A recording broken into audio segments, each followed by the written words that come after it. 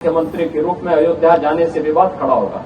हमने कभी विवाद खड़ा होता तो होने दीजिए। एक वर्ग ऐसा था जिसने कहा कि आप जाएंगे फिर राम मंदिर की बात होगी, तो मैंने कहा कौन हम सत्ता के लिए आए हैं, राम मंदिर के लिए सत्ता भी गंवानी पड़ेगी तो कोई समस्या नहीं होनी चाहिए। आज भी आप देखते होंगे हम लोगों ने 2017 में जब अयोध्या में दीपोत्सव के आयोजन को आगे बढ़ाया था, हमारे मन में एक ही बात थी और वो बात यही थी कि कैसे भी हो अयोध्या को उसकी पहचान मिलनी चाहिए, कैसे भी हो अयोध्या को उसकी पहचान मिलनी चाहिए, अयोध्या को वो सम्मान मिलना चाहिए जिसका वो हकदार होना चाहिए। एक द्वंद्व था जब अयोध्या में पहली बार आने की बात हुई। यद्यपि मेरी 3 पीढ़ियां श्री राम जन्मभूमि आंदोलन के लिए समर्पित थी, मुझे कोई समस्या नहीं थी, लेकिन शासकीय व्यवस्था जिस नौकरशाही से जकड़ी होती है, उस नौकरशाही में एक बड़ा वर्ग ऐसा था जो कहता था कि मुख्यमंत्री के रूप में अयोध्या जाने से विवाद खड़ा होगा। हमने कभी विवाद खड़ा होता तो होने दीजिए, लेकिन अयोध्या के बारे में कुछ सोचने की आवश्यकता है। फिर एक वर्ग ऐसा था जिसने कहा कि आप जाएंगे फिर राम मंदिर की बात होगी, तो मैंने कहा कौन हम सत्ता के लिए आए हैं, राम मंदिर के लिए सत्ता भी गंवानी पड़ेगी तो कोई समस्या नहीं होनी चाहिए। और हम लोग उस समय फिर इस कार्यक्रम के साथ जुड़े। मैंने से 19 अवस्थी से कहा, मैंने कहा एक बार चुपचाप जाकर के देखो दीपोत्सव का कार्यक्रम कैसे हो सकता है। और वे यहां आए, उन्होंने यहां सर्वे किया, उन्होंने कहा दीपोत्सव का आयोजन होना चाहिए। मैंने कहा मैं जाऊंगा, दीपोत्सव करते करते बीच में फिर राम मंदिर की बात उठेगी तो इसको क्या करेंगे।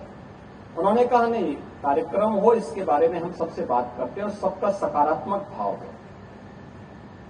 और आज आप देख रहे होंगे दीपावली के एक दिन पहले अयोध्या का दीपोत्सव अयोध्या का एक फेस्टिवल बन गया, एक पर्व बन गया है। लाखों की संख्या में श्रद्धालु आते हैं और मैं मानता हूं यह शुरुआत थी अयोध्या में राम जन्मभूमि बनने की शुरुआत थी, राम जन्मभूमि की आधारशिला रखने की एक शुरुआत थी। अभी मैं जन्मभूमि दर्शन करके आ रहा हूं। मैं गत वर्ष अयोध्या में आए हुए श्रद्धालुओं की संख्या को देख रहा था और मैंने 2015-16 में भी कितने श्रद्धालु यहां आए, 16-17 में कितने आए, वो आंकड़ों को भी देख रहा था। एक समय था जब पूरे वर्ष भर में केवल 2,34,000 श्रद्धालु यहां पर आए थे 16-17 में। और मैं गत वर्ष के आंकड़े देख रहा था, गत वर्ष अयोध्या धाम में श्रद्धालुओं की संख्या आई थी 16 करोड़। आप अनुमान करिए क्या 2,34,000 और 16 करोड़ में कोई अंतर ही नहीं है। अभी आप देख रहे होंगे लाखों लोग अयोध्या में आज भी दर्शनार्थ आए थे। लोग चाहते थे, लेकिन लीडरशिप का अभाव था, लोग उसको आगे नहीं बढ़ने देना चाहते थे, सही जानकारी और सही तथ्यों को सामने नहीं आने देना चाहते थे। लेकिन हम सब आभारी हैं प्रधानमंत्री मोदी जी के, जिन्होंने विरासत और विकास को एक साथ जोड़ करके भारत की परंपरा को उस गौरव के साथ आगे बढ़ने के लिए प्रेरित किया। और मुझे लगता है कि आज के दिन पर वह लेखनी का आधार बनना चाहिए, क्योंकि जो लेखनी आज होगी वह आने वाली पीढ़ी के लिए धरोहर बनेगी, आने वाली पीढ़ी के लिए एक प्रेरणा बनेगी।